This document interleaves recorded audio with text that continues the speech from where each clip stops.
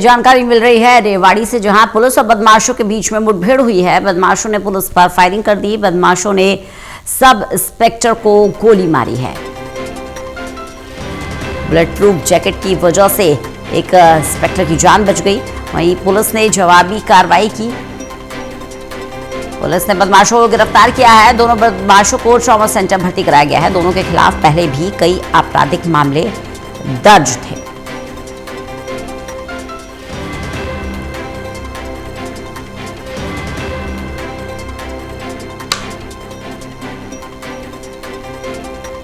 तो बड़ी जानकारी दे रहे हैं आपको।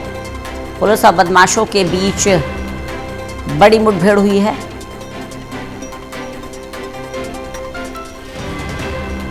एक इंस्पेक्टर की तो बाल जान बच गई, क्योंकि बुलेट प्रूफ जैकेट पहना हुआ था। श्याम बाटला हमारे साथ, हमारे सहयोगी जुड़ गए हैं। श्याम, ये पूरी घटना क्या थी, विस्तार से जानकारी चाहेंगे। पुलिस और बदमाशों के बीच में मुठभेड़ हुई, क्या क्या हुआ?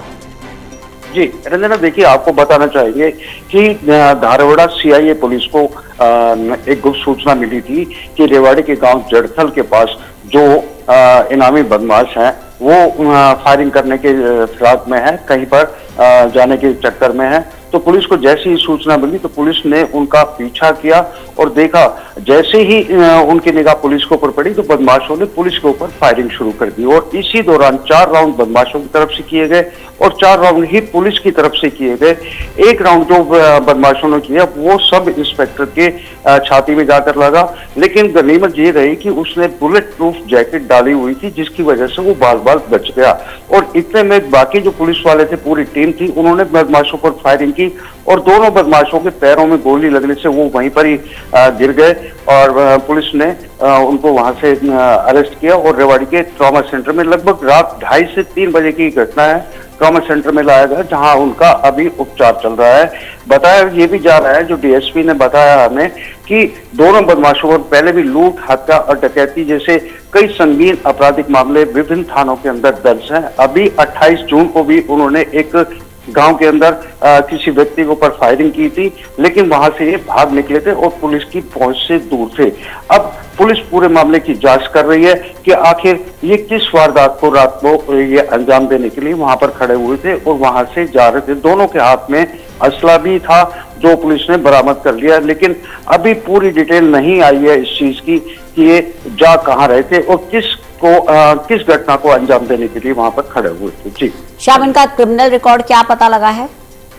रंजना, देखिए जो डीएसपी सुरेंद्र शरण है, उन्होंने ये बताया कि पहले भी इन बदमाशों की तलाश थी पुलिस को, क्योंकि इनके ऊपर लगभग 25 मामले जो है हत्या, लूट, डकैती और इस प्रकार के लड़ाई झगड़ों के ये मामले हैं। ये आदतन अपराधी हैं और पुलिस को लंबे समय से इनकी तलाश थी, लेकिन मुठभेड़ के बाद जो इंस्पेक्टर बचे उनके साथ भी पहले इनकी कहासुनी हो चुकी थी और अब दोनों पुलिस की गिरफ्त में है, जिनका उपचार चल रहा है रेवाड़ी के ट्रॉमा सेंटर में।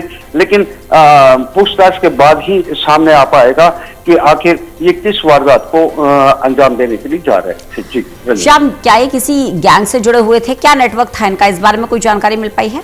रंजना, अभी कोई गैंग से जुड़े होने का मामला सामने नहीं आया, लेकिन जो दोनों बदमाश हैं और दोनों ही बदमाश, एक का नाम मोहन है और दूसरे का नाम गोविंद उर्फ जम्मन है, और इनके ऊपर पहले भी कई आपराधिक मामले जिस तरीके से हमने बताया कि इनके ऊपर दर्ज है, लेकिन किसी गैंग से जुड़े होने का अभी तक कोई भी पुलिस ने खुलासा नहीं किया है। दोनों ही अपने स्तर पर दोनों मिलकर ही इस प्रकार की वारदातों को अंजाम देते थे, जो अब पुलिस गिरफ्त में है। जी संजना, बिल्कुल। तो कुल मिलाकर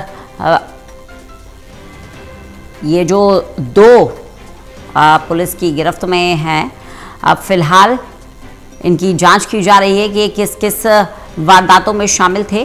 वहीं क्योंकि शाम दोनों को अस्पताल में भर्ती कराया गया है, फिलहाल दोनों की स्थिति क्या बनी हुई है? क्या दोनों स्थिर हैं?